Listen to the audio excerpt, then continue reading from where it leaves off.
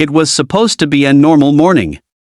The sun was rising over the quiet streets, and a single dad named Nathan was walking two little boys to school, the billionaire twins he worked for as a janitor. But within seconds, that peaceful morning shattered. Screeching tires, shouts, and the chilling sound of boots hitting pavement filled the air. A group of thugs rushed toward them, and without thinking twice, Nathan stepped forward, shielding the trembling twins behind his broad shoulders. His voice was low but firm. "Back away now," he said. The street fell silent except for the wailing sirens in the distance. What happened next would remind everyone watching that kindness isn't about money, status, or fame, it's about heart. Hey friends, before we dive into this powerful story, don't forget to hit subscribe, give this video a like, and share your thoughts in the comments. Here at Kindness Lights, we share real and inspiring stories that prove kindness still changes lives every single day. Nathan wasn't anyone special, at least that's what he told himself. He was a janitor, a hard-working single dad who cleaned office buildings and school hallways to provide for his little girl, Emma. Every morning before the sun rose, he packed her lunch, braided her hair, and whispered, "Be kind, even when the world isn't." It was a promise they shared at Kindness no matter what point. One morning, he got a call from his second job. The family he sometimes worked for, the Prestons, needed someone to escort their twin boys, Ethan and Noah, to school because their driver had fallen sick. Nathan agreed instantly. He liked the boys. They were polite, curious, and always shared their snacks with him. As they walked through the city streets that morning, Ethan clutched Nathan's hand. "Mr. Nate, do you think kindness really matters?" the boy asked. Nathan smiled, glancing down at him. "It's the only thing that does, buddy." But that belief would be tested in ways he never imagined. Halfway down Maple Avenue, a black SUV screeched around the corner. Doors slammed open. A group of men in dark clothes ran toward them.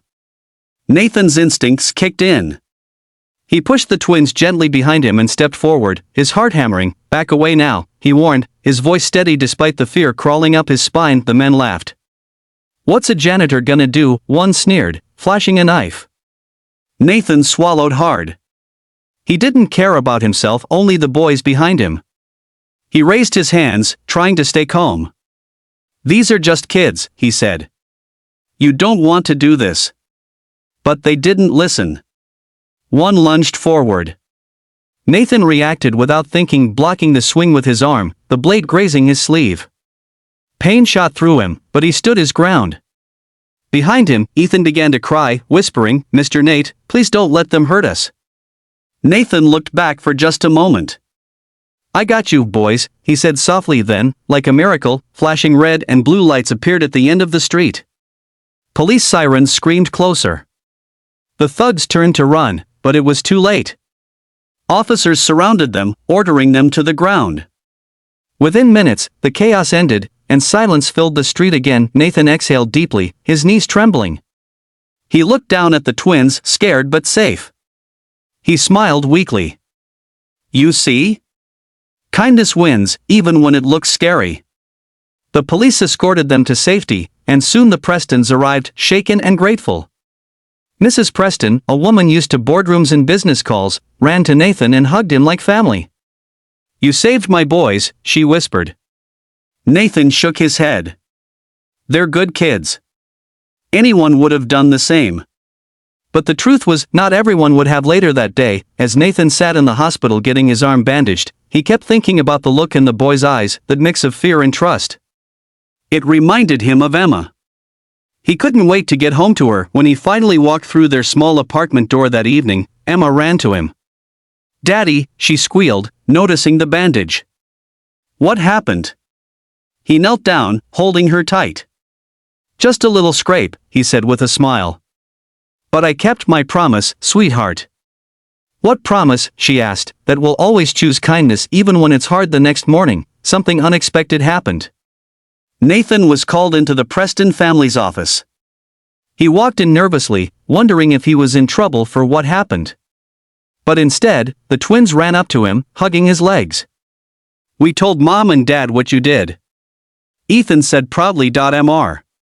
Preston stood from behind his massive desk, his expression softer than usual. "Nathan," he began, "we owe you more than words can say. You didn't just protect our sons. You showed them what real courage and real kindness look like. He handed Nathan an envelope. Inside was a check so large it made Nathan's breath catch. "This isn't payment," Mr. Preston said. "It's a thank you and a start. I want to offer you a new job, full-time, managing our community outreach program.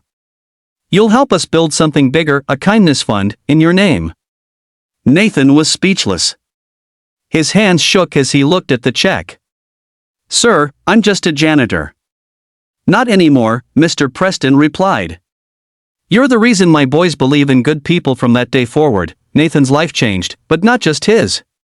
With his new role, he helped rebuild shelters, funded scholarships for single parents, and taught schoolchildren that small acts of kindness can save lives. One of the first projects he started was called the Back Away Initiative, a program teaching kids how to diffuse danger through calm and compassion, inspired by that moment on Maple Avenue. And every evening, when he tucked Emma into bed, she'd whisper, "Daddy, you were brave." He'd smile and kiss her forehead. "No, sweetheart," he'd say. "I was kind." Bravery fades, but kindness lasts forever. Years later, when people asked the Preston twins about that day, they didn't talk about fear or danger. They talked about the man who stood between them and harm, the janitor who reminded them that the richest people aren't always the ones with money, but the ones with heart, because kindness isn't weakness. It's strength, in its purest form. So the next time you see someone struggling, a single parent, a scared child, a stranger who needs help, remember Nathan's words: back away now, not in fear, but in courage. Step forward with kindness. You never know whose world you might change. If this story touched your heart, don't forget to like, subscribe, and share it with someone who believes in kindness.